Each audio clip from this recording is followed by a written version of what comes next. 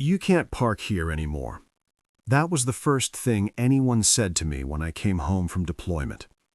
I had just shut off the engine, the metal ticking as it cooled in the afternoon sun.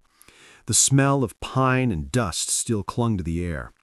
My hands were still on the steering wheel, knuckles pale, like I needed a second to remember how to exist in a place where nobody was shouting orders or scanning rooftops. I looked up and saw a woman standing near the edge of my gravel drive. Mid-40s, perfect blowout, sunglasses that mirrored my own confused expression back at me. A clipboard tucked under one arm like it was part of her skeleton. "I live here," I said. She tilted her head slightly, already annoyed. "Not anymore. This is HOA property." I laughed once, a short breath of disbelief. There was no HOA when I left. My place sat on 10 acres of scrub pine and meadow at the edge of a quiet rural development. I bought it years earlier because the nearest neighbor was half a mile away, and the nights were so silent you could hear your own pulse if you paid attention. The house was modest, weathered cedar siding, a wraparound porch I rebuilt myself. Wind chimes made from old shell casings hung near the door. The land backed into a dry creek bed where deer wandered through in the early mornings. It was peace, predictable, honest. I'd been gone 13 months, long enough for dust to settle, long enough for other people to forget your face. The woman sighed like I was wasting her time. "You'll need to move your vehicle immediately. We're hosting a board walkthrough today."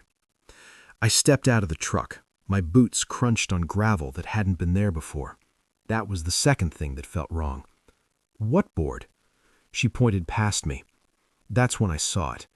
Where my open lower meadow used to be, the part I'd intentionally left wild, stood a large timber structure with fresh stain and decorative railings, Adirondack chairs, a stone fire pit, solar string lights draped neatly across beams. A full-blown clubhouse on my land. I felt something tighten in my chest. Not panic, not rage, something colder, the slow click of a lock engaging. "That's my property," I said, quietly. She smiled thinly, "Not according to our records." I didn't argue, not yet. I thanked her for the information, got back into my truck, and drove the quarter-mile down to my house. The smell of fresh-cut lumber followed me like a bad memory. That evening, I walked the fence line with the old survey markers I'd hammered in myself years ago. They were gone, pulled, replaced with new stakes set several yards inside my boundary. Someone hadn't made a mistake. Someone had decided. I stood there as the sun dropped behind the trees, insects buzzing in the cooling air, and understood something simple and unsettling. This wasn't a misunderstanding. This was intentional. I started the way any reasonable person would.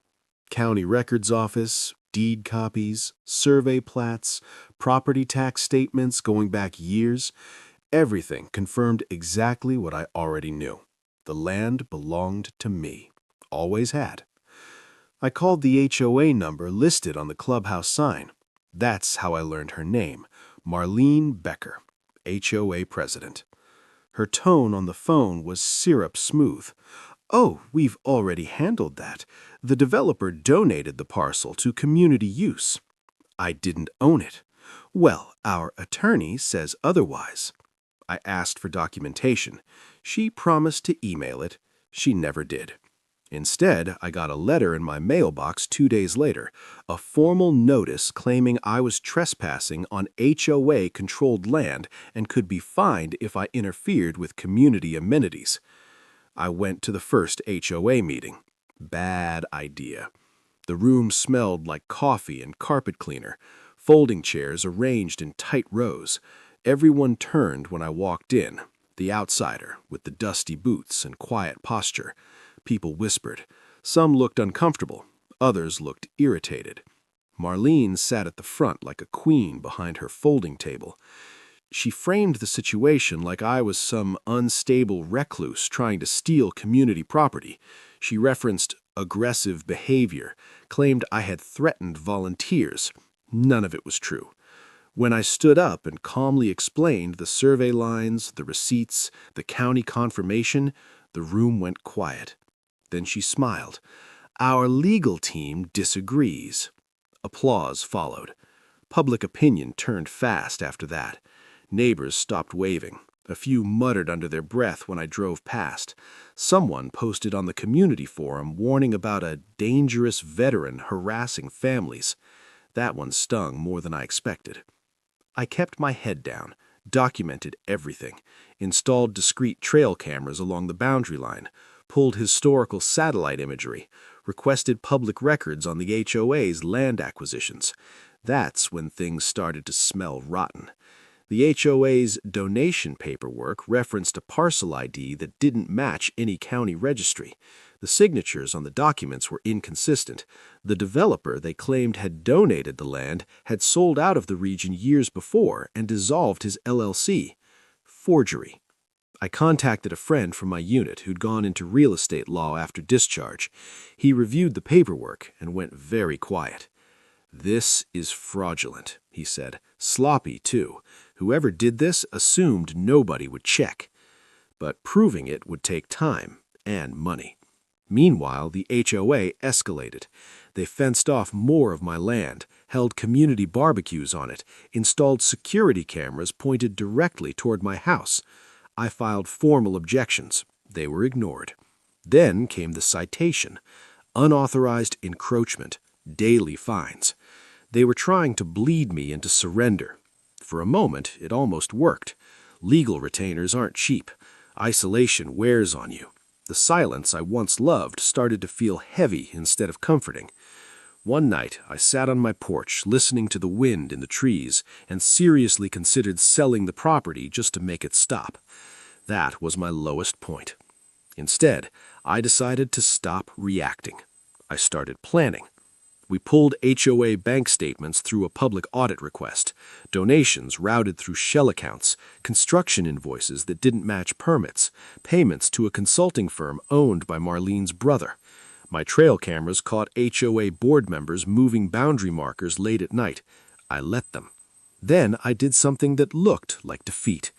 I offered to settle. I proposed leasing the disputed land to the HOA for a modest monthly fee, waiving back claims. Marlene practically purred when she called me. "See, I knew you'd come around." She pushed for a rushed signing. Her attorney drafted it quickly. She never noticed the clause tying the lease to verified title confirmation and indemnification obligations. She signed anyway. Overconfidence makes people sloppy. If you like the video, please subscribe. 2 weeks later, my attorney filed the fraud evidence with the county and the State Real Estate Commission. 3 days after that, investigators showed up at the clubhouse during a weekend event. Uniforms, clipboards, quiet questions. The mood shifted instantly. Marlene tried to posture, tried to control the narrative. She handed over the forged documents like they were shields. They weren't. The forged parcel ID unraveled fast. Bank irregularities followed. Unauthorized construction permits, misappropriated HOA funds. The lease agreement, the one she'd rushed to sign, locked the HOA into acknowledging my ownership retroactively while binding them to long-term rent terms and maintenance liabilities. She had legally admitted the truth while trying to win.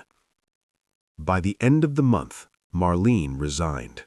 Then she was charged: fraud, forgery, embezzlement, conspiracy. The HOA board dissolved. A management company took over temporarily.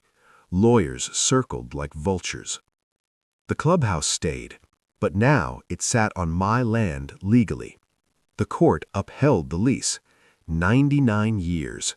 Monthly payments deposited like clockwork, enough to cover my taxes, my upkeep, and then some. I didn't celebrate. I walked the property line again after everything settled, replaced my original markers, watched deer move through the meadow like nothing had ever happened. The quiet came back. Different now. Earned. Justice isn't loud most of the time. It's patient. It's paperwork and persistence and refusing to be bullied out of your own dignity. Sometimes the strongest response isn't force. It's standing still long enough for the truth to catch up. If you've ever had to defend what was rightfully yours, your land, your voice, your peace, I'd like to hear your story.